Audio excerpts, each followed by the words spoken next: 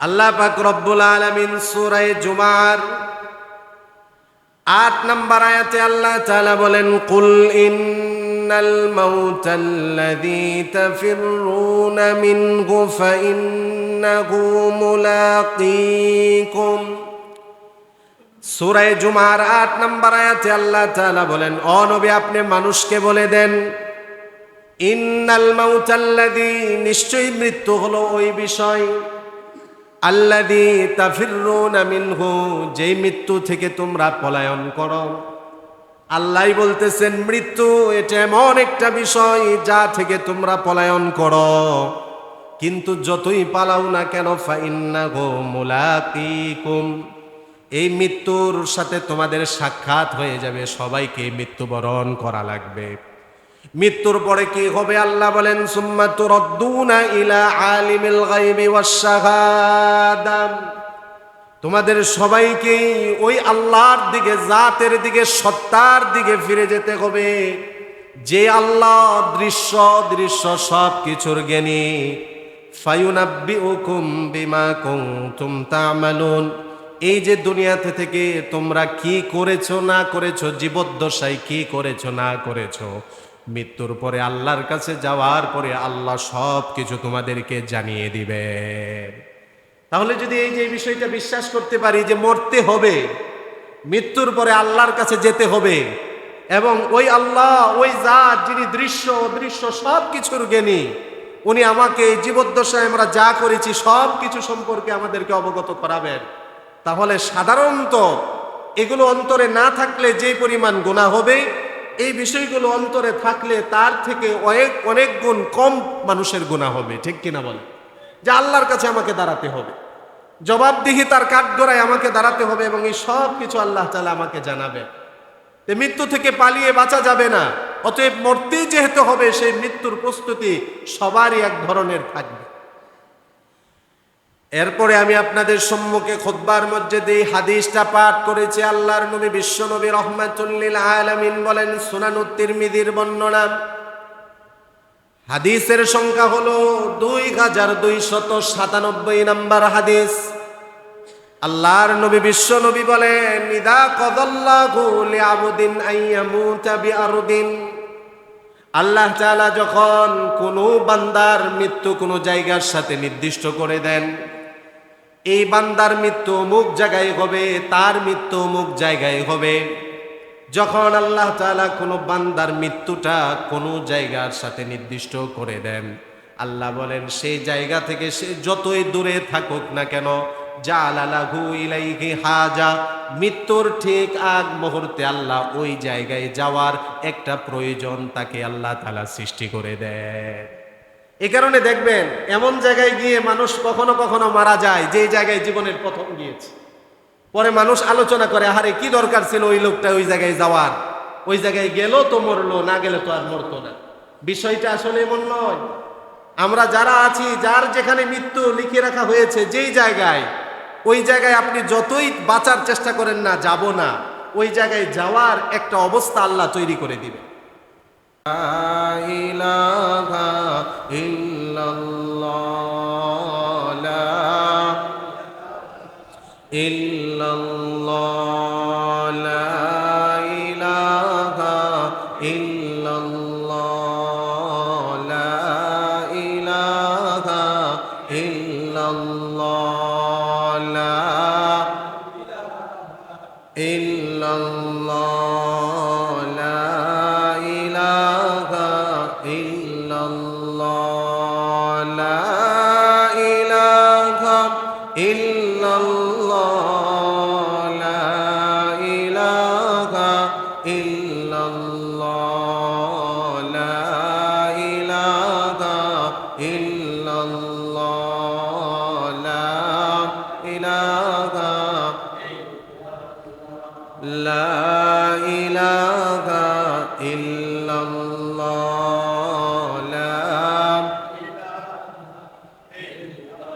লা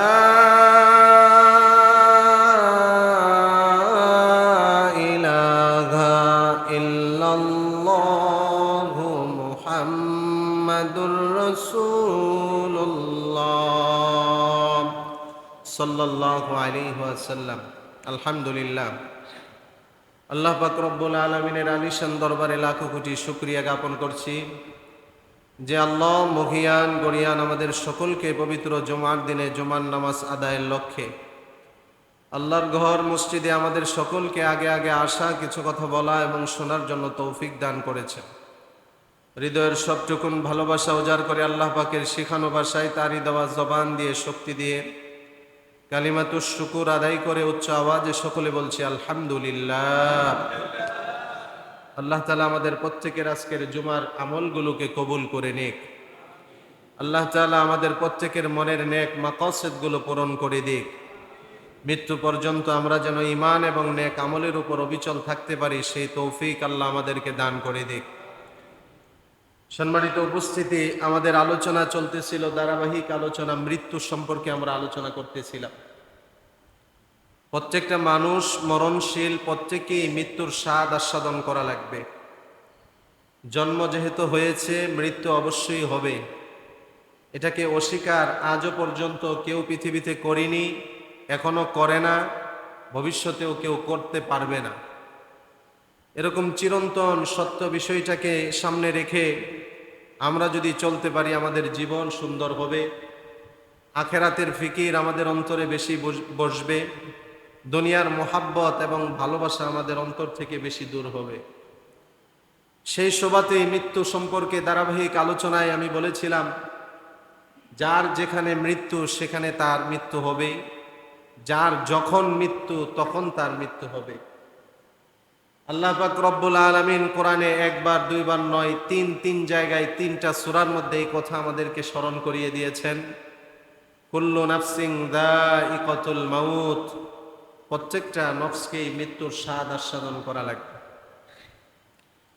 আরবের একজন প্রসিদ্ধ কবি খুব সুন্দর করে এই বিষয়টা আরো ফুটিয়ে তুলেছেন। আরবের প্রসিদ্ধ কবি আরবিতে তার কবিতায় বলতেছেন, আল মাউতু কাসুন কুল্লু নাসিন শারিবুন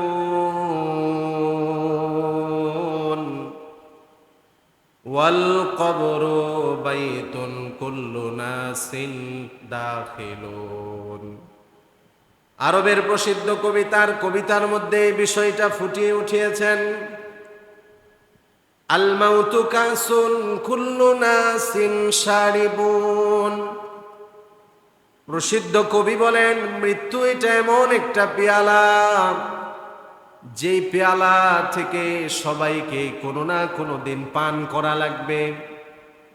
ওয়াল কবরু বাইতুন, কবর হলো এমন একটা ঘর, কুল্লু নাসিন দাখিলুন, পৃথিবীর যত মানুষ এসেছে, কিয়ামত পর্যন্ত যত মানুষ দুনিয়াতে আগমন করবে, কবর হলো এমন একটা ঘর, যে ঘরের মধ্যে সবাইকেই ঢুকতে হবে।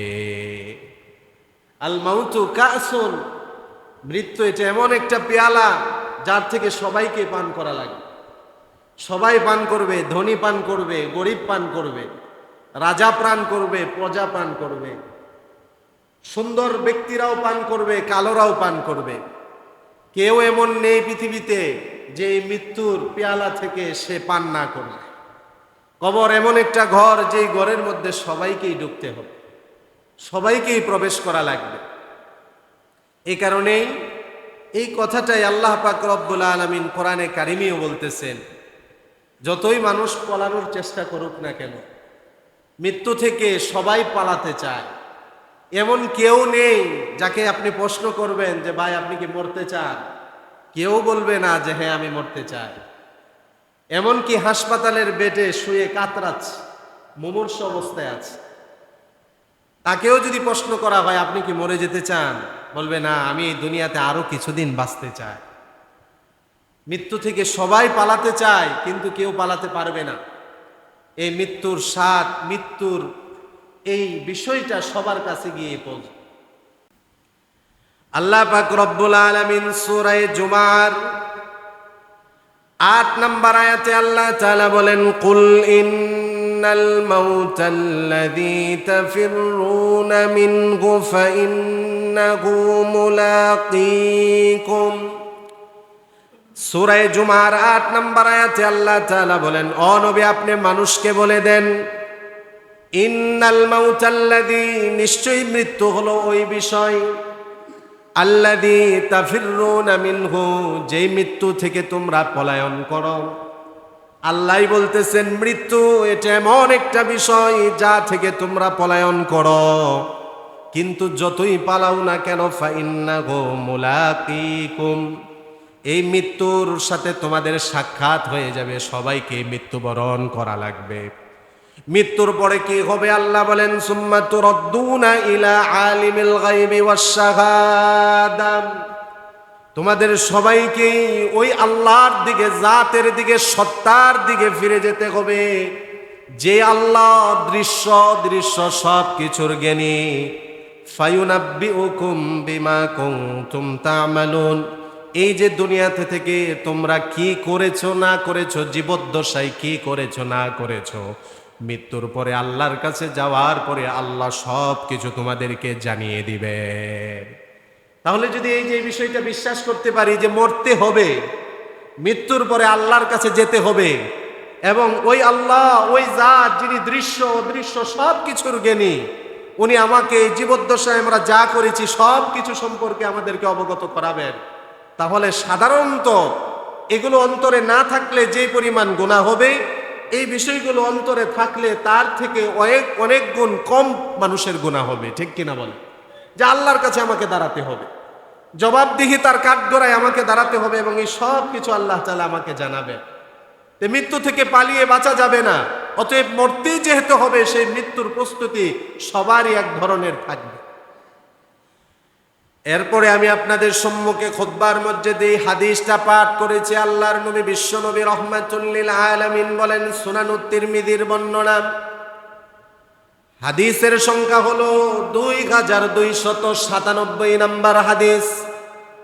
আল্লাহর নবী বিশ্ব নবী বলেন, ইদা কদাল্লাহু লিআবদিন আইয়ামুতা বিআরদিন, আল্লাহ তাআলা যখন কোনো বান্দার মৃত্যু কোনো জায়গার সাথে নির্দিষ্ট করে দেন, এই বান্দার মৃত্যু অমুক জায়গায় হবে, তার মৃত্যু অমুক জায়গায় হবে, যখন আল্লাহ তাআলা কোনো বান্দার মৃত্যুটা কোনো জায়গার সাথে নির্দিষ্ট করে দেন, আল্লাহ বলেন সেই জায়গা থেকে সে যতই দূরে থাকুক না কেন, জাআলা লাহু ইলাইহি হাজা, মৃত্যুর ঠিক আগ মুহূর্তে আল্লাহ ওই জায়গায় যাওয়ার একটা প্রয়োজন তাকে আল্লাহ তাআলা সৃষ্টি করে দেয়। এই কারণে দেখবেন এমন জায়গায় গিয়ে মানুষ কখনো কখনো মারা যায়, যে জায়গায় জীবনের প্রথম গিয়েছে, পরে মানুষ আলোচনা করে, আরে কি দরকার ছিল ওই লোকটা ওই জায়গায় যাওয়ার, ওই জায়গায় গেল তো মরলো, না গেলে তো আর মরতো না। বিষয়টা আসলে এমন নয়। আমরা যারা আছি, যার যেখানে মৃত্যু লিখে রাখা হয়েছে যেই জায়গায়, ওই জায়গায় আপনি যতই বাঁচার চেষ্টা করেন না, যাব না, ওই জায়গায় যাওয়ার একটা অবস্থা আল্লাহ তৈরি করে দিবে। তাহলে সুনানুত তিরমিজির বর্ণনা, আল্লাহর নবী বলেন, ইদা কদাল্লাহু লিআবদিন আইয়ামুতা বিআরদিন, কোন বান্দার যখন নির্দিষ্ট কোনো জায়গায় মৃত্যু হবে, এটা আল্লাহ তাআলা যখন ফয়সালা করে দেন, জাআলা লাহু ইলাইহি হাজা, জীবনে কোনো দিন যদি ওই জায়গায় নাও যায়, মৃত্যুর আগে আল্লাহ তাআলা ওই জায়গায় প্রয়োজন আল্লাহ তাআলা তাকে করে দেন। এটা বোঝানোর জন্য একটা ঘটনা আমি আপনাদের সামনে পেশ করছি। সারা পৃথিবী যারা শাসন করেছিলেন, দুইজন ছিলেন মুসলমান বাদশাহ, দুইজন ছিল কাফের। একজন হলেন সুলাইমান আলাইহিস সালাতু ওয়াস সালাম, আরেকজন হলেন যুলকারনাইন। তাফসিরে জালালাইনের একটা সূরা আছে কামালাইন, এই সূরার মধ্যে আসছে যে সারা পৃথিবী শাসন করেছিল চারজন ব্যক্তি, দুইজন মুসলমান, একজন সুলাইমান আলাইহিস সালাম, আরেকজন হলো বাদশাহ যুলকারনাইন, যার আলোচনা কোরআনে কারিমের মধ্যে এসেছে। রমজানে তাফসির, সংক্ষিপ্ত তাফসির যে আমি করতাম, ওটার মধ্যে যুলকারনাইনের কিছু আলোচনা আমি করেছিলাম। তো বাদশাহ সুলাইমান আলাইহিস সালাতু ওয়াস সালাম, উনি যেরকম একজন পয়গম্বর ছিলেন, পাশাপাশি দুনিয়ার রাজত্ব আল্লাহ তাআলা ওনাকে দান করেছে, এবং এমন কিছু মুজিজা অলৌকিক বিষয় আল্লাহ তাআলা ওনাকে দান করেছিলেন যা পৃথিবীতে কাউকে আল্লাহ তাআলা দেননি। বাতাসকে ওনার আনুগত্য আল্লাহ তাআলা করে দিয়েছিলেন। ফাসাখখারনা লাহুর রিহা তাজরি বিআমরিহি রুখাআন হাইসু আসা, আল্লাহ বলেন, আমি বাতাসকে আমার সুলাইমানের আনুগত্য করে দিয়েছিলাম, যেখানে যখন সে আদেশ করত বাতাস সেখানে মানুষকে নিয়ে যেত। সুবহানাল্লাহ। এবং সকালবেলা কিছুক্ষণ সুলাইমান আলাইহিস সালাতু ওয়াস সালামের যে সিংহাসন ছিল, এইটা যেটা বাতাসের সাহায্যে চলতো, এটার মধ্যে কিছুক্ষণ সকালবেলা আরোহণ করলে 1 মাস দ্রুত সফর করে যেখানে পৌঁছা যেত, কিছুক্ষণ সকালবেলার সফরের দ্বারা এর চেয়ে আরো বেশি দূরে পৌঁছে যেত। সুবহানাল্লাহ। তো পয়গম্বর সুলাইমান আলাইহিস সালাতু ওয়াস সালামের দরবারে ফেরেশতারা আসতো মানুষের রূপ ধারণ করে। মালাকুল মাউত আজরাইল আলাইহিস সালাতু ওয়াস সালাম, যে ফেরেশতার হাতে আল্লাহ মৃত্যুর দায়িত্ব দিয়েছেন, 4 জন প্রসিদ্ধ ফেরেশতার মধ্যে একজন হলেন মালাকুল মাউত আজরাইল, যার দায়িত্ব হলো মানুষের জান কবজ করা। উনি মানুষের রূপ ধারণ করে পয়গম্বর সুলাইমান আলাইহিস সালাতু ওয়াস সালামের দরবারে আসছেন। তো সুলাইমান আলাইহিস সালামের একজন খুব কাছের একজন মন্ত্রী ছিল। তো মন্ত্রীর দিকে যদিও মানুষের রূপ ধারণ করে ফেরেশতা এসেছে, কিন্তু উনি তো মালাকুল মাউত, যতই মানুষের রূপ ধারণ করুক না কেন, তার চাহনির মধ্যে অবশ্যই একটা ভয়ঙ্কর ছাপ, ভয়ঙ্কর একটা বিষয় থাকবে। তো মন্ত্রীর দিকে মালাকুল মাউত আজরাইল বারবার শুধু তাকাচ্ছেন, কথা বলতেছেন সুলাইমান আলাইহিস সালামের দিকে, কিন্তু মন্ত্রীর দিকে তাকায়। মালাকুল মাউত আজরাইলের এই মানুষের রূপ ধারণ করে আসার পরে যখন এভাবে মন্ত্রীর দিকে তাকাচ্ছিল, এই চাহনিতে মন্ত্রী ভয় পেয়ে গেল। ওই লোকটা যাওয়ার পরে মন্ত্রী এবার সুলাইমান আলাইহিস সালাতু ওয়াস সালামকে প্রশ্ন করলেন, ও পয়গম্বর সুলাইমান, এই যে আপনার দরবারে যে লোকটা এসেছিল, বারবার আমার দিকে কেমন ভাবে জানি তাকাচ্ছিল, আমি বড় ভয় পেয়ে গিয়েছি। এই লোকটাকে, তার পরিচয় কি? এবার পয়গম্বর সুলাইমান আলাইহিস সালাতু ওয়াস সালাম পরিচয় দিয়ে দিলেন মন্ত্রীকে, আমার কাছে যে এসেছে সে আর কেউ নয়, তিনি হলেন আল্লাহর 4 জন প্রসিদ্ধ ফেরেশতার একজন ফেরেশতা, যার নাম হলো আজরাইল, যার দায়িত্ব হলো মানুষের জান কবজ করা। উনি এসেছিলেন। মন্ত্রী আগেই ভয় পেয়ে গিয়েছিলেন, কিন্তু পূর্ণ পরিচয় পাওয়ার পরে এই ভয় আরো কয়েক গুণ তার মধ্যে আরো বেড়ে গেল। এবার মন্ত্রী বড় অনুনয় বিনয় করে সুলাইমান আলাইহিস সালাতু ওয়াস সালামকে আবদার করলো, পয়গম্বর সুলাইমান, আপনার কাছে মানুষের রূপ ধারণ করে মালাকুল মাউত এসেছিল, আমার দিকে কেন তাহলে বারবার তাকাচ্ছিল? আমি তো বড় ভয় পেয়ে গিয়েছি, হয়তো আমার সময় কাছাকাছি হয়ে গিয়েছে, আমার মনে হয় এই দুনিয়া ছেড়ে, দুনিয়ার মায়া ছেড়ে চলে যাওয়া লাগবে। আমি আরো কিছুদিন এই দুনিয়াতে থাকতে চাই, দুনিয়ার মায়া আরো কিছুদিন আমি ভোগ করতে চাই। আপনার আদেশ যেহেতু বাতাস পালন করে, আপনি বাতাসকে আদেশ করেন এই জায়গা থেকে হিন্দুস্তানের কোটি কোটি মাইল দূরে যেন আমাকে বাতাস রেখে আসে। পয়গম্বর সুলাইমান মন্ত্রীকে অনেক বোঝানোর চেষ্টা করলেন, কি বলো তুমি, যদি তোমার মৃত্যুর সময় চলে আসে, ঘনিয়ে আসে, তাহলে তুমি তো বাঁচতে পারবে না, তুমি দূরে গিয়েও লাভ হবে না, মৃত্যু থেকে কেউ কোনোদিন পালিয়ে বাঁচতে পারবে না, মৃত্যুবরণ সবাইকেই করা লাগবে। কিন্তু মন্ত্রীর মনের মধ্যে কোনোভাবেই সান্ত্বনা হয় না, বারবার জোরাজুরি করার কারণে সুলাইমান আলাইহিস সালাতু ওয়াস সালাম মন্ত্রীর আবদার এবার পূরণ করলেন। বাতাসকে আদেশ করলেন, বাতাস, আমার এই মন্ত্রীকে হিন্দুস্তানের দূরবর্তী জায়গায় গিয়ে নিয়ে রেখে আসো।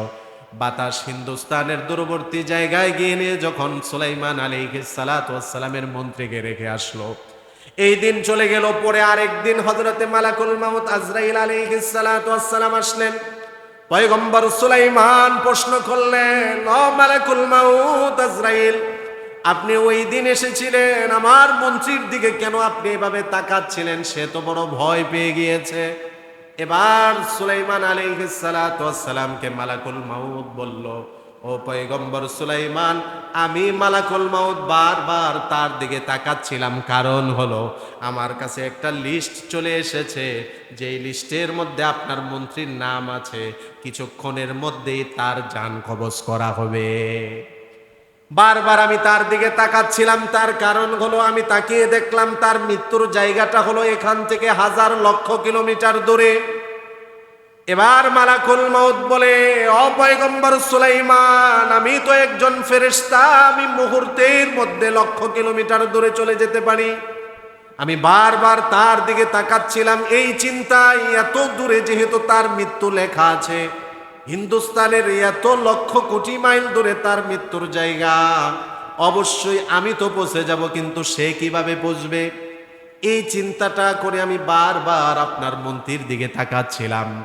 এবার সুলাইমান আলাইহিস সালাতু ওয়াস সালাম প্রশ্ন করলেন, তারপরে ফলাফল আপনি কি পেয়ে গেলেন? হযরতে মালাকুল মাউত বলে, ও পয়গম্বর সুলাইমান, নির্দিষ্ট সময় নির্দিষ্ট জায়গায় যখন আমি গিয়ে উপস্থিত হলাম, হওয়ার পরে দেখলাম আমি যাওয়ার আগে সেই জায়গায় মৃত্যুর জন্য সে প্রস্তুতি নিয়ে নিয়েছে। আল্লাহু আকবার। মন্ত্রী তো জানতো না যে তার মৃত্যু এত দূরে। মৃত্যু থেকে বাঁচার জন্য সে গিয়েছে হাজার লক্ষ কিলোমিটার দূরে, সুলাইমান আলাইহিস সালামের কাছে অনুরোধ করে বাতাসের মাধ্যমে। যেই বিষয়টা নিয়ে স্বয়ং মালাকুল মাউত চিন্তিত ছিল যে এত দূরে সে কিভাবে যাবে, আমি তো চলে যাব, আমি ফেরেশতা, আমার জন্য তো যাওয়া অসম্ভবের কিছু নেই, কিন্তু সে কিভাবে যাবে এত দূরে? তো সুলাইমান আলাইহিস সালাতু ওয়াস সালাম বুঝতে পারলেন, যার যেখানে আল্লাহ মৃত্যু যেই জায়গায় নির্দিষ্ট করেন, ওই জায়গায় যাওয়ার একটা প্রয়োজন আল্লাহ তার জন্য তৈরি করে দেন। আল্লাহু আকবার। এটাই তিরমিজি শরীফের হাদিসের খোলাসা। ইদা কদাল্লাহু লিআবদিন আন ইয়ামুতা বিআরদিন, আল্লাহ যখন কোনো বান্দাকে পৃথিবীর কোনো জায়গায়, যেই জায়গায় তার মৃত্যু হবে এটা নির্দিষ্ট করে ফেলেন, ওই জায়গায় যাওয়ার একটা প্রয়োজন আল্লাহ তার তৈরি করে দেন। চিকিৎসার জন্য কত মানুষ বিদেশে যায়, বাংলাদেশ চিকিৎসা করে যখন সে হতাশ হয়ে যায় যে না আমার আর বাংলাদেশে কোনো চিকিৎসা নেই, এবার সুস্থ হওয়ার আশায়, ভালো চিকিৎসার আশায় কত মানুষ বিদেশে যায়, কিন্তু সবাই কি বিদেশ থেকে সুস্থ হয়ে ফিরে আসে? না, সেখানেও মৃত্যুবরণ করে, সেখানেও মৃত্যুবরণ করে। তার মানে কি বোঝা গেল? তার মৃত্যুর জায়গা বাংলাদেশ ছিল না, অন্য কোনো দেশে ছিল। চিকিৎসার জন্য গিয়েছে, বাঁচার জন্য গিয়েছিল, বাঁচার জন্য, সুস্থ হওয়ার জন্য গিয়েছিল, কিন্তু সে মৃত্যু থেকে বাঁচতে পারেনি। ঠিক এটাই হলো মৃত্যুর বিষয়। আল্লাহ তাআলা কোরআনের অন্য আয়াতে এটাই স্মরণ করিয়ে দেন, আইনামা তাকুনু ইউদরিকুমুল মাউতু ওয়ালাউ কুনতুম ফি বুরুজিম মুশাইয়াদা। যেখানেই তোমরা থাকো না কেন, যতই সুদৃঢ় প্রাচীরের মধ্যে তোমরা আবদ্ধ হয়ে থাকো না কেন, যদি মনে করো সুদৃঢ় প্রাচীর আমার চতুর্পাশে আছে, মালাকুল মাউত আমার কাছে আসতে পারবে না। আল্লাহ বলেন, ওয়ালাউ কুনতুম ফি বুরুজিম মুশাইয়াদা, সুদৃঢ় প্রাচীরে থাকলেও মৃত্যু যখন তখন তোমার কাছে গিয়ে হাজির হয়ে যাবে। মৃত্যুর স্বাদ সবাইকেই আস্বাদন করা লাগবে, মৃত্যুবরণ সবাইকেই করা লাগবে। এই যে আমরা সুলাইমান আলাইহিস সালাতু ওয়াস সালামের একজন মন্ত্রীর কথা তো শুনলাম, একজন পয়গম্বর ছিলেন যিনি মৃত্যু থেকে বাঁচার জন্য একটা কৌশল অবলম্বন করেছিলেন। আল বিদায়া ওয়ান নিহায়া, ইতিহাসের প্রসিদ্ধ একটা কিতাব। আল্লামা ইবনে কাসির রাহমাতুল্লাহি আলাইহি, যিনি কোরআনের একটা প্রসিদ্ধ তাফসীরের কিতাব আছে, ইবনে কাসির যে কোরআনের প্রসিদ্ধ তাফসীরের কিতাব, যে তাফসীরের কিতাব যিনি লিখেছিলেন, আল্লামা ইবনে কাসির রাহমাতুল্লাহি আলাইহি ইতিহাসের ওই কিতাব লিখেছেন। ইতিহাসের ওই কিতাবের মধ্যে আল বিদায়া ওয়ান নিহায়ার মধ্যে এসেছে আল্লাহর একজন পয়গম্বর, নাম হলো ইদ্রিস আলাইহিস সালাতু ওয়াস সালাম। তিনি মৃত্যুর ব্যাপারে শোনার পরে, জানার পরে তিনি মৃত্যু থেকে বাঁচার জন্য একটা কৌশল অবলম্বন করতে চেয়েছিলেন। একজন ফেরেশতা তিনার কাছে আসা যাওয়া করত। আল্লাহর পয়গম্বর ইদ্রিস আলাইহিস সালাতু ওয়াস সালাম ফেরেশতাকে বললেন, আমি আপনার সাথে বন্ধুত্ব করতে চাই, আপনি কি আমার সাথে বন্ধুত্ব করবেন? কোন ফেরেশতা চাইবে না একজন নবীর সাথে বন্ধুত্ব করতে? ফেরেশতাও বলল, হ্যাঁ, আপনার সাথে আমিও বন্ধুত্ব করতে চাই। এবার আল্লাহর পয়গম্বর ইদ্রিস আলাইহিস সালাতু ওয়াস সালাম বললেন, যদি আমার সাথে আপনি বন্ধুত্ব করেন তাহলে একটা শর্ত আছে। শর্তটা হলো আপনি আসমানও দেখেন, জমিনও দেখেন। ও বন্ধু, আমি তো শুধু জমিনে থাকি, জমিন দেখতে পারি। আপনি আমার বন্ধু, বন্ধু তো বন্ধুর অনেক চাহিদাই পূরণ করে। আপনার সাথে আমি বন্ধুত্ব করব, তবে শর্ত হলো আপনি যেমন আসমান দেখেন, আমাকে আসমান দেখানো লাগবে। এবার ফেরেশতা হযরত ইদ্রিস আলাইহিস সালাতু ওয়াস সালামকে বললেন, না, এটা তো সম্ভব নয়। জমিনে যারা বসবাস করে, জমিনবাসীদের জন্য ফেরেশতারা যেভাবে আসমানে আসা যাওয়া করে, এটার অনুমতি আল্লাহর পক্ষ থেকে নেই। প্রথম আসমান থেকে নিয়ে সপ্তম আসমান পর্যন্ত ফেরেশতাদের মাধ্যমে পাহারাদারিত্ব আছে। এখান থেকে চাইলে যে কেউ যেতে পারবে না, যাওয়া সম্ভব না। হযরত ইদ্রিস আলাইহিস সালাতু ওয়াস সালাম জোরাজুরি করার কারণে আল্লাহর ফেরেশতা এবার রাজি হয়ে গেল। বলল, ঠিক আছে, আমি যেহেতু পাখার মাধ্যমে উড়ি, ফেরেশতাদের পাখা আছে, পাখার মাধ্যমে ফেরেশতারা উপরের দিকে উত্তোলিত হয়, আপনি আমার পাখার নিচে থাকবেন, আমি আপনাকে লুকিয়ে রাখবো।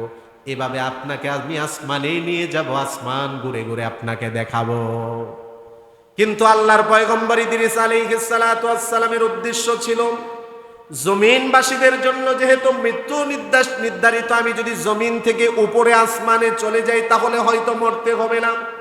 মৃত্যু থেকে বাঁচার জন্য একটা হিকমত তিনি কৌশল অবলম্বন করেছিলেন।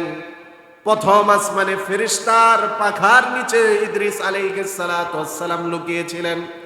ফেরেশতারা যখন প্রশ্ন করল, কে আপনি, অপর ফেরেশতা তার পরিচয় দিয়ে দিল। যখন ফেরেশতা ফেরেশতার পরিচয় পেয়ে গেল, তাকে আর অন্য কোনো তালাশ অনুসন্ধান করেনি, তাকে ঢোকার অনুমতি দিয়ে দিল। প্রথম আসমান, দ্বিতীয় আসমান, তৃতীয় আসমান, চতুর্থ আসমানে চলে গেলেন। এবার ওই ফেরেশতা তাকিয়ে দেখলো সপ্তম আসমান থেকে আসতে আসতে মালাকুল মউত চতুর্থ আসমানে আসলো। চতুর্থ আসমানে আসার পরে মালাকুল মউত ওই ফেরেশতার সাথে সাক্ষাৎ হয়ে গেল। ওই ফেরেশতা এবার মালাকুল মউতকে প্রশ্ন করলেন, মালাকুল মউত, আপনি কোথায় যাচ্ছেন? এবার মালাকুল মউত বললেন, আল্লাহ আমাকে আদেশ করেছেন, আল্লাহর একজন পয়গম্বর ইদ্রিসের জান কবজ করা লাগবে। এবার ওই ফেরেশতা বড় ভয় পেয়ে গেলেন, ইদ্রিস তো দুনিয়াতে নেই, আমার সাথে আসমানে চলে এসেছে মৃত্যু থেকে বাঁচার জন্য। এবার জিবরাইল ওই ফেরেশতা এবার প্রশ্ন করলেন মালাকুল মউতকে, মালাকুল মউত, কিভাবে আপনি তার জান কবজ করবেন? তখন মালাকুল মউত বলল, আল্লাহ আমাকে আদেশ করেছেন, আমার বান্দা ইদ্রিস দুনিয়াতে নেই, চতুর্থ আসমানে তার মৃত্যু লেখা, চতুর্থ আসমানেই তার মৃত্যু হবে। মালাকুল মউত ওই ফেরেশতাকে এটা বলার পরে ওই ফেরেশতার পাখার মধ্যে লুকিয়ে রাখেননি, প্রকাশ্যে এনে দিলেন আর বুঝিয়ে দিলেন, আসলে মৃত্যু থেকে পালানো সম্ভব না, যার যেখানে মৃত্যু সেখানেই তাকে মৃত্যুবরণ করা লাগবে। আল্লাহু আকবার।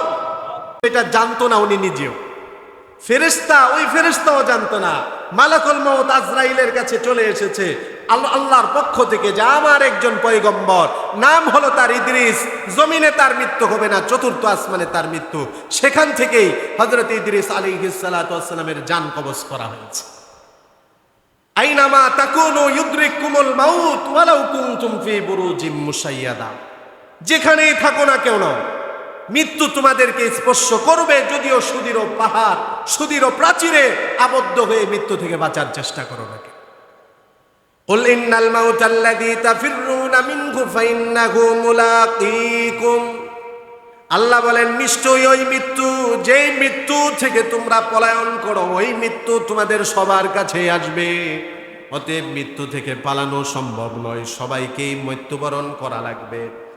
আল্লাহর একজন পয়গম্বর, জালিলুল কদর পয়গম্বর নবী মুসা আলাইহিস সালাতু ওয়াস সালাম বড় রাগী মানুষ ছিলেন, তিনাকেও তো মরতে হয়েছে। তিনি শুধু মারতেন বিষয়টা এমন নয়, তিনাকেও মরতে হয়েছে। আল্লাহর পয়গম্বর জালিলুল কদর পয়গম্বর মুসা আলাইহিস সালাতু ওয়াস সালাম ফেরাউনের বংশের একজন লোক কিপ্তিকে একটা থাপ্পড় মেরেছিলেন। ওনার গায়ে এই পরিমাণ শক্তি ছিল, এক থাপ্পড়ে ওই লোকটা মারা গিয়েছে। এমন একজন পয়গম্বর, বুখারীর বর্ণনা প্রামাণ্য দলিল আমি আপনাদের সামনে পেশ করতেছি, কোনো গল্প গুজব কিচ্ছা কাহিনী নয়। সহিহ বুখারীর হাদিস 1339 নম্বর হাদিস, 1339 নম্বর সহিহ বুখারীর হাদিসের বর্ণনা। সহিহ মুসলিমের মধ্যেও হাদিসটা এসেছে, লাম্মা উরসিলা মালাকুল মাউত ইলা মুসা আলাইহিস সালাতু ওয়াস সালাম, আল্লাহ তাআলা যখন মালাকুল মাউতকে মুসা আলাইহিস সালাতু ওয়াস সালামের কাছে পাঠালেন, মুসা আলাইহিস সালাতু ওয়াস সালামের কাছে মালাকুল মাউত আসলো, সালাম দেয়নি, অনুমতিও নেয়নি, ডাইরেক্ট সে ঢুকে পড়েছে। মালাকুল মাউত কাউকে সালাম দেয় না, অনুমতিও চায় না। এই জমিনে একজনের কাছে শুধু অনুমতি চেয়েছিলেন, তিনি হলেন আমার আপনার নবী, বিশ্ব নবী মুহাম্মাদুর রাসূলুল্লাহ সাল্লাল্লাহু আলাইহি ওয়াসাল্লাম। একমাত্র আমাদের নবীর কাছে মালাকুল মাউত প্রবেশের ক্ষেত্রে অনুমতি চেয়েছিলেন। পৃথিবীতে ইতিহাসে আর কোনো ব্যক্তি, কোনো নবী রাসূলের ব্যাপারে পাওয়া যায় না যে অনুমতি নিয়ে তারপরে ঢুকেছে। এভাবে আসার পরে মালাকুল মাউত, সহিহ বুখারীর বর্ণনা, মুসা আলাইহিস সালাতু ওয়াস সালাম বললেন, কে আপনি? মালাকুল মাউত বলল, আনা মালাকুল মাউত, আমি হলাম মালাকুল মাউত, আপনার জান কবজের জন্য আল্লাহ আমাকে পাঠিয়েছেন। বড়ই রাগী নবী ছিলেন, জালিলুল কদর নবী ছিলেন, বড়ই জালালি তবিয়তের নবী ছিলেন। ফাসাক্কাহু মুসা, হাদিসের মধ্যে এসেছে মালাকুল মাউতকে জোরে থাপ্পড় মারলেন। ফাফাকা আইনা, তার চোখ খুলে বের হয়ে গিয়েছে। চোখ খুলে বের হয়ে যাওয়ার পরে মালাকুল মাউত এই হাতের মধ্যে তার চোখটা নিয়ে আল্লাহর কাছে ফিরে গেলেন। গিয়ে আল্লাহর কাছে বলতেছেন, ইয়া আল্লাহ, ইলা মান আরসালতানি, কার কাছে আপনি আমাকে পাঠালেন জান কবজ করার জন্য? ইলা আবদিল্লাহ ইউরিদুল মাউত, এমন এক বান্দার কাছে পাঠালেন যে নাকি মৃত্যুবরণ করতে চায় না। মালাকুল মাউত বলতেছে, আল্লাহ কি ভুল করলাম? কার কাছে পাঠালেন যে মরতে চায় না?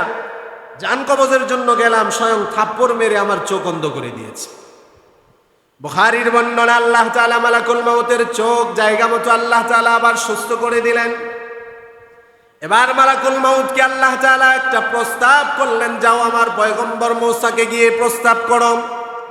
কি প্রস্তাব? আল্লাহ জানিয়ে দিলেন, যাও মালাকুল মাউত আমার পয়গম্বর মূসাকে গিয়ে বলো, হষ্টপুষ্ট একটা ষাঁড়ের গায়ের মধ্যে সে যেন তার হাত এভাবে রাখে, সে যেন তার হাত একটা গাভীর গায়ের মধ্যে, একটা ষাঁড়ের গায়ের মধ্যে যেন এভাবে রাখে। রাখার পরে তার হাতের নিচে ওই গরুর যতগুলো পশম হবে, আল্লাহ তাআলা জানিয়ে দিলেন, বিকুল্লি শারাতিন সানাতুন, প্রত্যেকটা পশম, যতগুলো পশম তার হাতের নিচে হবে, এক একটা পশমের বিনিময় এক এক বছর করে হায়াত আমি আমার মূসাকে দান করে দিব। সুবহানাল্লাহ। যাও গিয়ে বলো, আমার মূসা থাকতে চাই দুনিয়াতে, আমার মূসাকে গিয়ে জানিয়ে দাও, একটা ষাঁড়ের গায়ে যদি সে হাত রাখে, তার হাতের নিচে যতগুলো পশম থাকবে, একটা ষাঁড়ের গায়ে আমরা হাত রাখলে হয়তো 5-6টা পশম থাকবে না, হাজার হাজার লক্ষ লক্ষ পশম আমার হাতের নিচে থাকবে। তো এত পরিমাণ বয়স তাকে আমি বাড়িয়ে দিব। যাও এই প্রস্তাব দাও। মালাকুল মাউত আসলো। আল্লাহর পক্ষ থেকে এই প্রস্তাব দেওয়ার পরে নবী মুসা আলাইহিস সালাতু ওয়াস সালাম বড় চালাক নবী ছিলেন, উনি উল্টা প্রশ্ন করলেন, ঠিক আছে একটা ষাঁড়ের গায়ে হাত রাখলাম, যেই পরিমাণ পশম হাতের নিচে হবে ওই পরিমাণ বয়স আমার হায়াত আল্লাহ দান করবে। তারপরে কি? সুম্মা মাজা, তারপরে কি হবে? তারপরে কি হবে? মালাকুল মাউত বললেন, আল মাউত, তারপরে তো মৃত্যু হবেই। তার মানে হায়াত যত বেশি হোক না কেন, কোনো না কোনো দিন হায়াত ফুরালে মরতে হবে। মুসা আলাইহিস সালাম বললেন, লক্ষ কোটি বছর হায়াত হলেও যেহেতু মৃত্যুবরণ করা লাগবে, তাহলে দেরি করে আর লাভ কি হবে? মরতেই যেহেতু হবে, আমার জান কবজ করে নাও। আল্লাহু আকবার। তাহলে বোঝা গেল মৃত্যু থেকে কেউ বাঁচতে পারবে না। ইচ্ছা না থাকা সত্ত্বেও এই মৃত্যুর স্বাদ আস্বাদন করা লাগবে, সবাইকেই মরতে হবে। আল্লাহর পয়গম্বর সুলাইমান আলাইহিস সালাতু ওয়াস সালাম, যিনি মসজিদে আকসা নির্মাণ করেছেন, বাইতুল মুকাদ্দাস নির্মাণ করেছেন, জিন্নাতের মাধ্যমে নির্মাণ করতেছেন, এমন সময় মালাকুল মাউত চলে আসলো যে আপনার হায়াত তো শেষ হয়ে গিয়েছে। পয়গম্বর সুলাইমান আলাইহিস সালাতু ওয়াস সালাম বললেন যে আমার হায়াত শেষ হয়ে গিয়েছে, ঠিক আছে, কিন্তু আমি তো মসজিদ নির্মাণ করতেছি, যেহেতু মসজিদ নির্মাণ করতেছি, আবার জিন্নাতের মাধ্যমে মসজিদ নির্মাণ করতেছি, এখন যদি আমার মৃত্যু হয়ে যায়, এখন যদি আমি মরে যাই, এই জিনেরা বড় দুষ্ট, এরা বড় দুষ্ট প্রকৃতির, আমি না থাকলে এরা কাজ করবে না, আল্লাহর ঘর মসজিদ নির্মাণ অপূর্ণ থেকে যাবে, তো আমাকে কি কিছু হায়াত বাড়িয়ে দেওয়া যায় না মসজিদ নির্মাণ হওয়ার আগ পর্যন্ত? মালাকুল মাউত বললেন, না, লিকুল্লি উম্মাতিন আজাল, ইযা জাআ আজালুহুম লা ইস্তাখিরুনা সাআতাও ওয়া লা ইস্তাকদিমুন। প্রত্যেকটা জাতির, প্রত্যেকটা মানুষের নির্দিষ্ট একটা সময় আছে, এই সময়ের আগেও কাউকে দেওয়ার সুযোগ নেই, এই সময়ের পরেও কোনো ব্যক্তিকে দেওয়ার কোনো সুযোগ নেই। আল্লাহর পয়গম্বর সুলাইমান আলাইহিস সালাতু ওয়াস সালাম এবার মালাকুল মাউতকে বললেন, ঠিক আছে মালাকুল মাউত, আমার জান কবজ করে নিয়ে যান আপনি, তবে আমার একটা চাওয়া হলো, যেহেতু মসজিদের কাজ শুরু হয়ে গিয়েছে, মসজিদ নির্মাণ কাজ চলতেছে, জিনেরা আমি না থাকলে তারা কাজ করবে না, তাহলে একটা কাজ করেন, মেহরাবের ভিতরে কাজ নির্মিত মেহরাব ছিল, মেহরাবের ভিতরে গিয়ে আল্লাহর পয়গম্বর সুলাইমান লাঠির উপর ভর করে তিনি দাঁড়িয়ে গেলেন। এইভাবেই এই অবস্থায় তিনার জান কবজ করা হলো। দেহটা শুধুমাত্র লাঠির উপর ভর করে এভাবে তিনি দাঁড়িয়েছিলেন, তার মধ্যে তিনার মধ্যে কোনো প্রাণ ছিল না। এটা আল্লাহ তাআলার পক্ষ থেকে ওনার জন্য এই সুযোগটা করে দেওয়া হয়েছিল। প্রাণ কিন্তু নেই, নিতর দেহটা শুধুমাত্র দাঁড়িয়ে আছে। আর জিনেরা মনে করেছে পয়গম্বর সুলাইমান দাঁড়িয়ে দাঁড়িয়ে আমাদেরকে দেখতেছেন, তারা কাজের গতি আরো বাড়িয়ে দিয়েছিল। যখন মসজিদে আকসা নির্মাণ শেষ হয়ে গেল, তার কিছু আগেই আল্লাহর কোরআন প্রমাণ করে, খর্র তাবায়্যানাতিল জিন্নু ফালাম্মা কদাইনা আলাইহিল মাউতা মা দাল্লাকুম আলা মাউতিহি ইল্লা দাব্বাতুল আরদ। আল্লাহর কোরআন বলে, যখন মৃত্যু পয়গম্বর সুলাইমানের জন্য হয়ে গেল, এভাবে লাঠির উপর ভর করে যখন তিনি দাঁড়িয়েছিলেন, লাঠির মধ্যে উই পোকা লাঠি খেয়ে যখন শেষ করে দিয়েছে, লাঠি যখন পড়ে গেল, খর্র তাবায়্যানাতিল জিন্নু, সুলাইমানের দেহটাও লাঠি থেকে নিচে পড়ে গেল। জিনেরা যখন দেখলো উই পোকা লাঠি খাওয়ার কারণে লাঠি ভেঙে গেছে, ওনার দেহটাও পড়ে গেছে, পরবর্তীতে একটা উই পোকা একটা কাঠের মধ্যে জিনেরা লাগিয়ে দিল যে এই পরিমাণ লাঠি খেতে কি পরিমাণ সময় লাগে। গবেষণা করে দেখা গেল 1 বছর সময় লাগে এই পরিমাণ। উদাহরণস্বরূপ লাঠি খেতে 1 বছর আগেই পয়গম্বর সুলাইমান মারা গিয়েছেন। জিনেরা তখন আফসোস করতে লাগলো, আহারে যদি আমরা গায়েব জানতাম যে সুলাইমান মরে গিয়েছে, এই কষ্টের কাজে মা লাবিসু ফিল আদাবিল মুহিন, এই কষ্টদায়ক কাজে আমরা নিয়োজিত থাকতাম। তাহলে বোঝা গেল যার যখন মৃত্যু তাকে তখন মৃত্যুবরণ করা লাগবে, যেই জায়গায় মৃত্যু সেই জায়গায় যাওয়া লাগবে, যেই সময় মৃত্যু সেই সময় মৃত্যুবরণ করা লাগবে, এবং যতই প্রয়োজন থাকুক না কেন বিন্দু পরিমাণ সময় সুযোগ কাউকে দেওয়া হবে। এটা বোঝানোর জন্য যদি আরো বলি, প্রসিদ্ধ আরেকটা ঘটনা আছে, আপনারা অনেকেই জানেন, লম্বা ঘটনা, আমি ওদিকে যাব না। আল্লাহর পয়গম্বর ওনাদের জীবনী বলার পরে এবার আল্লাহর একজন অবাধ্য বান্দা ছিল পৃথিবীর মধ্যে, যিনি অহংকার করেছিল, তাকাব্বুর করেছিল, অহংকার আর তাকাব্বুরের মধ্যে যে জীবনটা কাটিয়ে দিয়েছিল, আল্লাহর অবাধ্যতায় যে লিপ্ত হয়েছিল। এরকম ইতিহাসের মধ্যে যাদেরকে পাওয়া যায় তাদের মধ্যে অন্যতম একজন হলো সাদ্দাত। সাদ্দাত আল্লাহর নাফরমান একজন বান্দা ছিল। আল্লাহর সাথে টক্কর দিতে গিয়ে আল্লাহর তৈরি জান্নাতের মতো সে জান্নাত নির্মাণ করলো। লম্বা ঘটনা, কি কি দিয়ে জান্নাত নির্মাণ করেছে বিস্তারিত আলোচনা সুযোগ হলে অন্যদিন করা হবে।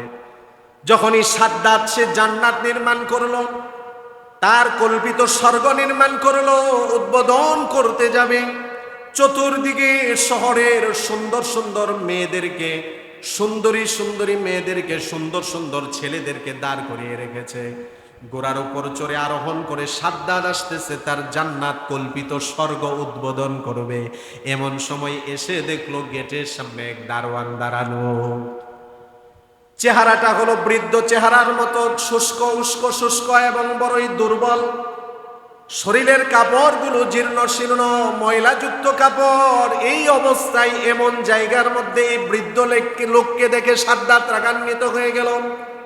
তার কর্মচারীদের সাথে সে ক্ষোভ পেশ করলো, রাগ প্রকাশ করে বলল, এই অবস্থায় এই বৃদ্ধ লোক এখানে কি করে? কর্মচারীরা বলল, এই লোকটা কিভাবে আসলো, কোথা থেকে আসলো আমরা কেউ জানি না। এবার সাদ্দাত বলল, আপনি এখানে কেন এসেছেন? আপনি যান, চলে যান। বৃদ্ধ লোকটা দুর্বল কণ্ঠে বলে দিল, ও সাদ্দাত, আমি এসেছি আপনার সাথে একটা সামান্য অল্প সময় নিয়ে কথা বলার জন্য। ইতিহাসের কিতাবের মধ্যে পাওয়া যায় সাদ্দাত বলল, না না, আমি এখন আমার অনেক কল্পনা জল্পনার তৈরি স্বর্গ আমি উদ্বোধন করব।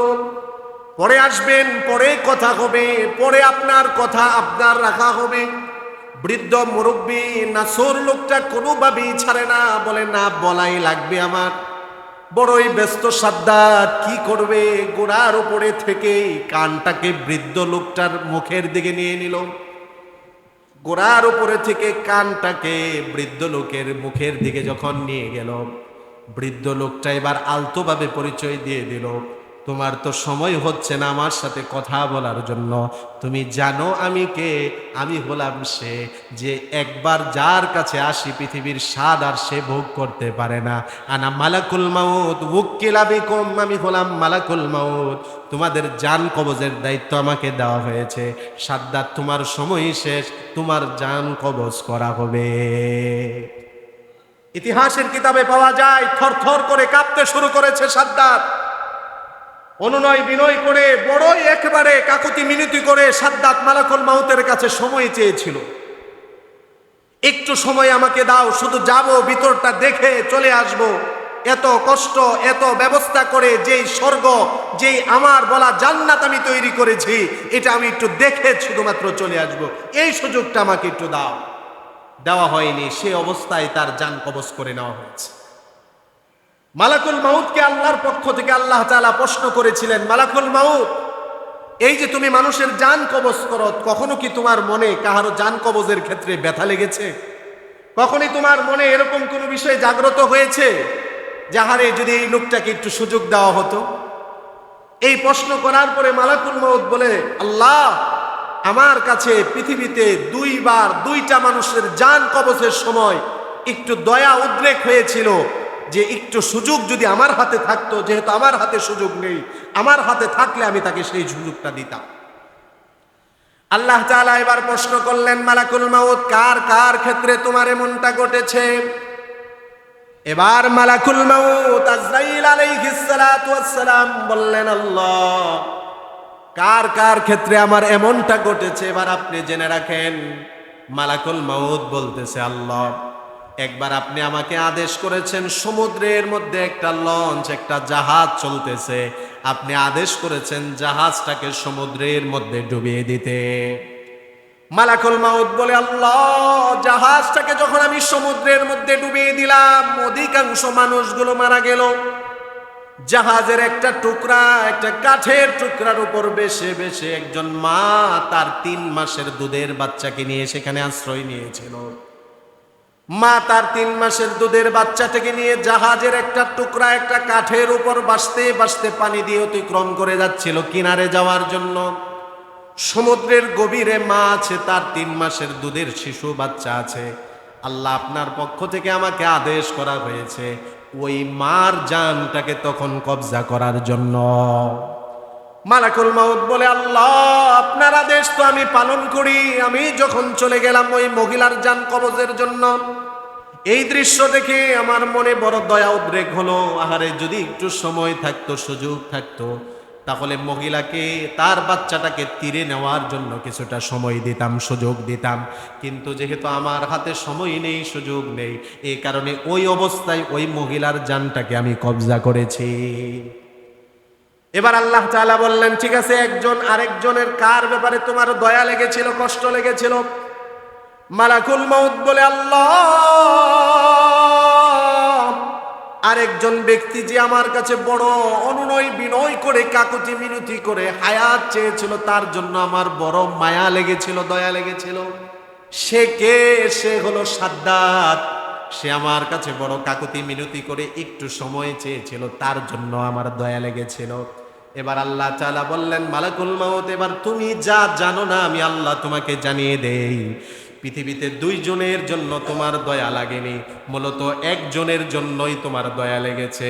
ওই যে ছোট্ট শিশু যে কাঠের মধ্যে বাসমান ছিল, সে আর কেউ না, সে হলো ছোট্ট কালের শিশু, এই সাদ্দাত। আল্লাহু আকবার! আজরাইল আশ্চর্য হয়ে গেলেন, আল্লাহ, কি বলেন? ওই শিশুটাই আজকের সেই সাদ্দাত যার জন্য আমার 2 বার দয়া লেগেছে। আসলে 2 ব্যক্তি না, এক ব্যক্তি। আল্লাহ বলেন, হ্যাঁ, ওই শিশুটাকে আমি আল্লাহ বড় দয়া করে কিনারে এনেছি। ওই শিশুটাকে আমি আল্লাহ বড় দয়া করে লালন পালন করেছি। আমি আল্লাহর নিয়ামতের ভরপুর ছিল তার উপর। এত কিছু পেয়েও আমি আল্লাহ বড় করে তাকে সুস্থতা দিয়েছি, রাজত্ব দিয়েছি, ক্ষমতা দিয়েছি।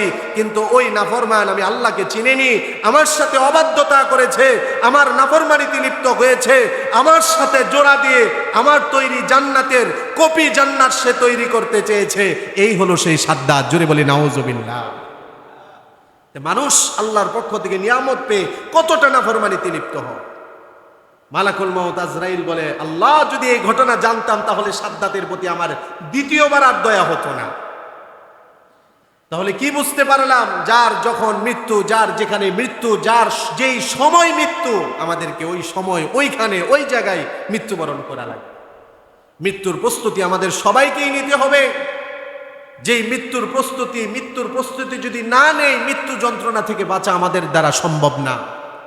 বড়ই যন্ত্রণা, বড়ই কঠিন এই মৃত্যু যন্ত্রণা। নবী করিম সাল্লাল্লাহু আলাইহি ওয়াসাল্লাম ইন্তেকালের আগ মুহূর্তে তিরমিজির বর্ণনায় পাওয়া যায়, মৃত্যুর যন্ত্রণা, মৃত্যুর কষ্ট এটা রাসূল অনুভব করেছিলেন। আম্মা জান আয়েশা সিদ্দিকা রাদিয়াল্লাহু তাআলা আনহা বলেন, রাআইতু রাসূলুল্লাহি সাল্লাল্লাহু আলাইহি ওয়াসাল্লাম ফি সাকারাতিল মাউত। আল্লাহর নবীকে মৃত্যু যন্ত্রণা অবস্থায় আমি আয়েশা আমি দেখেছি। আল্লাহর নবী বড়ই কষ্ট পাচ্ছিলেন। নবীজির শরীর কাঁপতেছিল এবং চোখ থেকে পানি ঝরছিল। আম্মা জান আয়েশা বলেন, এমন সময় একজন সাহাবী আসার পরে তার হাতে একটা মেসওয়াক ছিল। আল্লাহর নবী মুমূর্ষ অবস্থায় সাকারাতুল মাউতে বলতে পারতেছেন না মুখে যে আমাকে মেসওয়াক দাও, আমিও মেসওয়াক করব। অযুবক ভাইয়েরা, মুরব্বী বাবারা, কথাটা যেহেতু চলে এসেছে, মেসওয়াক এটা বড় দামি আমল। নবীজি মৃত্যুর আগে যে আমলগুলো করেছেন তার মধ্যে অন্যতম আমল হলো নবীজি ইন্তেকালের আগেও মেসওয়াক করেছেন। আম্মা জান আয়েশা বুঝতে পারলেন নবীজি বলতে চান কিন্তু বলতে পারছেন না যে মেসওয়াক করবেন। একটা মেসওয়াক এনে আম্মা জান আয়েশা নিজে চাবিয়ে নরম করে দিলেন। আল্লাহর নবী মেসওয়াক করলেন। আম্মা জান আয়েশা বলেন, আল্লাহর নবীর সামনে একটা পেয়ালা ছিল। পেয়ালার মধ্যে ওয়াফিহি মাউন বারিদুন, ঠান্ডা পানি ছিল। আল্লাহর নবীকে দেখতেছিলাম বারবার ঠান্ডা পানির মধ্যে হাত লাগিয়ে ভিজা আর্দ্রতা মুখের মধ্যে মুছতেছিলেন আর আল্লাহর কাছে বলতেছিলেন, আল্লাহুম্মা আইন্নি আলা সাকারাতিল মাউত। আল্লাহর নবী বলতেছিলেন, আল্লাহ ইন্না লিল মাউতি সাকারাত, মৃত্যুর বড় যন্ত্রণা, মৃত্যুর বড় কষ্ট আছে। আল্লাহ এই মৃত্যুর যন্ত্রণার উপর আপনি আমাকে সাহায্য করে। আল্লাহুম্মা রফিকিল আলা, এই বলে আম্মা জান আয়েশা বলেন আল্লাহ রাসূল হাতটা ছেড়ে দিয়েছে। যদি আমরা নেককার হতে পারি, মৃত্যু যন্ত্রণা সবারই হয়, কিন্তু নেককার হলে মৃত্যু যন্ত্রণা আল্লাহ তাআলার কুদরতি ভাবে সেই বান্দাকে সেই যন্ত্রণা থেকে হেফাজত করা হয়। সুবহানাল্লাহ। যেটা আল্লাহর কোরআন প্রমাণ করে, ইন্নাল্লাযীনা ক্বালু রাব্বুনাল্লাহ সুম্মা ইসতাকামু তাতানাজ্জালু আলাইহিমুল মালাইকাতু আল্লা তাখাফু ওয়া লা তাহজানু ওয়া আবশিরু বিল জান্নাতিল্লাতী কুনতুম তুআদুন। আল্লাহর কোরআন বলে, আল্লাহ তাআলা বলেন সূরা হামিম আস-সাজদার 29 নম্বর আয়াত, আল্লাহ তাআলা 30 নম্বর আয়াত, আল্লাহ তাআলা বলেন, ইন্নাল্লাযীনা ক্বালু, ওই সমস্ত লোক যারা বলে রব্বুনাল্লাহ, আমাদের রব আল্লাহ, সুম্মা ইসতাকামু, এই দাবি করার পরে যারা এই দাবিতে অটল থাকে। আল্লাহকে রব বলা খুবই সহজ, কিন্তু রব বলে এই দাবির উপর অটল থাকা বড় কঠিন। আল্লাহকে রব বলা, মুখে দাবি করা বড়ই সহজ, কিন্তু রবের যেই দাবি, এই দাবির উপর টিকে থাকা বড়ই কঠিন। আল্লাহ আমাদের রব, এটা তো সবাই বলতে পারে, কিন্তু সবাই কি 5 ওয়াক্ত নামাজ পড়তে পারে? বলেন না, পারে? আল্লাহকে রব এটা সবাই বলতে পারে, কিন্তু এই রব বলে স্বীকার করার পরে এটার উপর ইস্তেকামাত যাকে বলে, অর্থাৎ আল্লাহকে রব সবাই বলে স্বীকার করতে পারে, ইস্তেকামাত সবাই হতে পারে না। ইস্তেকামাত বড় জিনিস। নবীজি, আল্লাহর নবী, উনার ব্যাপারে যখন ওই সূরা হুদের আয়াত নাজিল হয়ে গেল, ফাস্তাকিম কামা উমিরতা, ও নবী, যেই বিষয় যেভাবে আপনাকে আদেশ করা হচ্ছে ওই বিষয়ের উপর আপনি এভাবেই অটল থাকুন। নবীজি বলেন, এই আয়াতটা সাইয়াবাতনি আল হুদ, এই আয়াতের ভয়াবহতা আমাকে বুড়া বানিয়ে দিয়েছে। নবীজির ইন্তেকালের আগে দেখা গিয়েছে 18 থেকে 20টা চুল দাড়ি সব মিলিয়ে পাকা ছিল। ওই পরিমাণ বয়স নবীজির হয়নি, অথচ ইন্তেকালের আগে রসুল বলেছিলেন সাইয়াবাতনি আল হুদ, সূরা হুদ আমাকে বুড়া বানিয়ে দিয়েছে। তার মানে ফাস্তাকিম কামা উমিরত, যেভাবে যে বিষয়ের আদেশ করা হচ্ছে এভাবে এই বিষয়ের উপর অটল থাকেন। অটল থাকা যে কত কঠিন রসুল বলেন, এই আয়াতের কঠিনতা আমাকে বুড়া বানিয়ে দিয়েছে। এটার চিন্তায় আমি দুর্বল হয়ে পড়েছি, এটার অস্থিরতায় আমি পেরেশানি হয়ে পড়েছি। এই কারণে আল্লাহকে রব বলে স্বীকার করা কঠিন, ইস্তেকামাত থাকা সহজ, কিন্তু ইস্তেকামাত বড় কঠিন।